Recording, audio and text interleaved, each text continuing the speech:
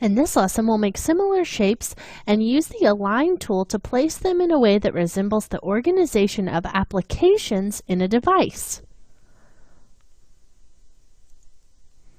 Okay, so this is going to be a pretty quick little lesson. All I want to do is make a few little squares that look like the apps that you would have on any kind of a device. And we're going to stick with our rounded rectangle tool to make these.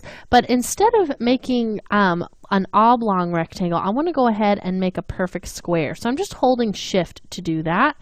And I'm going to go ahead and make these rather small in comparison to the rest of my shapes. So I need to go ahead and probably make the corners a little bit less rounded, because once they get too small, they just start to look like circles, as you can see. So I'll go ahead and delete both of these, and I'm just going to start drawing that and hit that down arrow key to make the roundedness a little bit less apparent.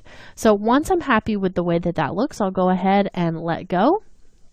And then I'm going to flip this to be a fill instead of a stroke.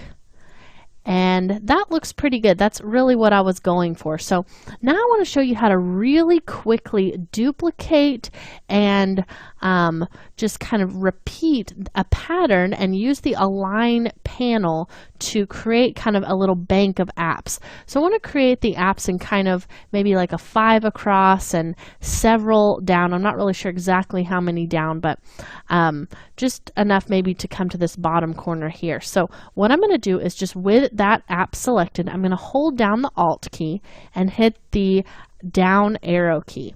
And you can see that that just starts duplicating those, and they're all right in a row. So I can grab them and kind of pull them out there. You can see how that looks. So I'm going to take one of these and bring it all the way down to the bottom until I get that little green Align look.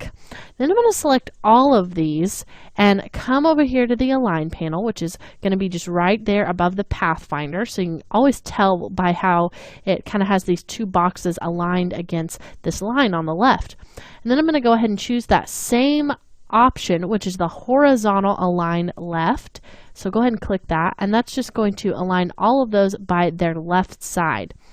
Okay, so now we have those aligned. Now I want to use some of the distribute object functions to put some even space in between these objects. So come over here where you see the vertical distribute bottom. That's what we're going to choose. So just keep those selected, choose vertical distribute bottom.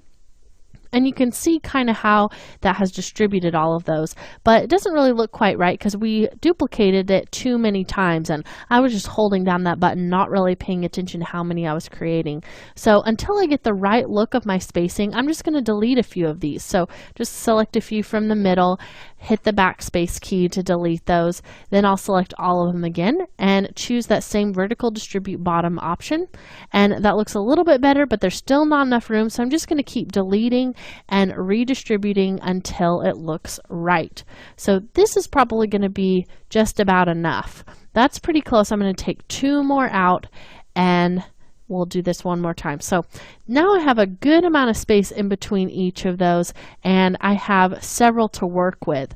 So now what I'm going to do is select all of these, hold down the Alt key again, and instead of just holding and hitting an arrow key, I'm also going to hold down the Shift key and just drag over to the right.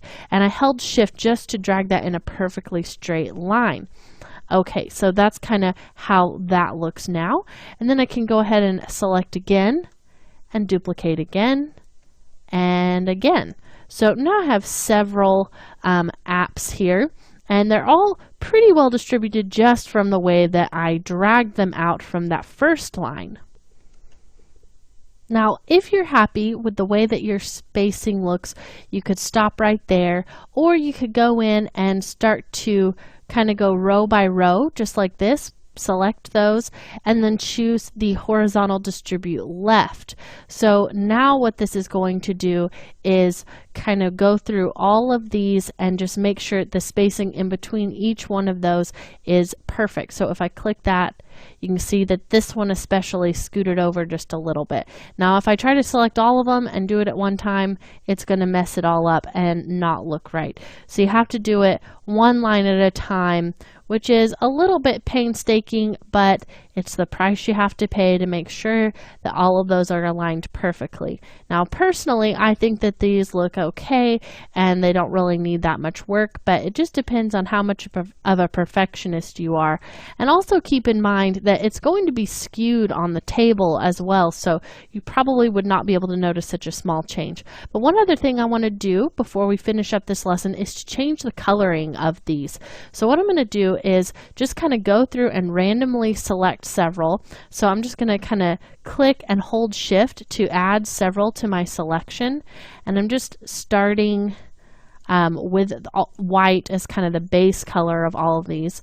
Then I'll come over here to my swatches panel, and let's turn the ones we've selected so far, that blue color that we made, and make sure that you're doing it to the fill and that you don't have a stroke on these, because none of the others have a stroke. Then we'll go ahead and select some more of the white ones, and we'll turn these to that orange color that we're working with. So that's that second orange swatch over. And again, make sure that you're working with the fill.